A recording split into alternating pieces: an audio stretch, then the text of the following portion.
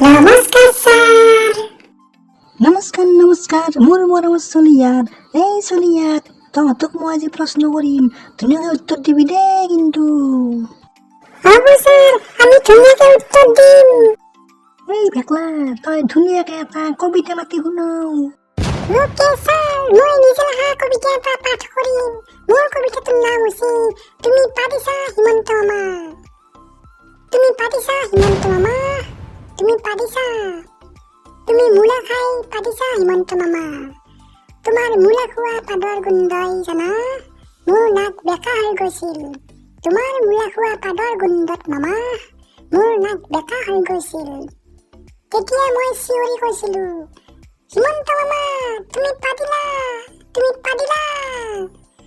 হিমন্ত মামাই মোৰ চকুত চকুত হৈ কৈছিল, নাই পাদা মই বিদ্যা মা কচম ভগৱানৰ শপত খাইছো, মই পাদা নাই।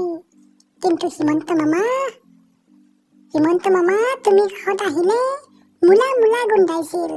তুমি মূলা খাইছিলা হিমন্ত মামা, সেইকাৰণে তুমি কাষত আহিলে মূলা গোন্ধাইছিল। কাৰণ তুমি পাৰিছা হিমন্ত মামা, তুমি পাৰিছা। নাখাবা মামা নাখাবা, তুমি আৰু মূলা নাখাবা। তোমাৰ মূলা খোৱা পাদৰ গোন্ধত মোৰ নাক বেকা হৈ গৈছিল। মোৰ কবিতা পাঠ কৰা শেষ। এই চলিয়াত মোক ধৰ মোৰ মাথা ঘূৰাইছি।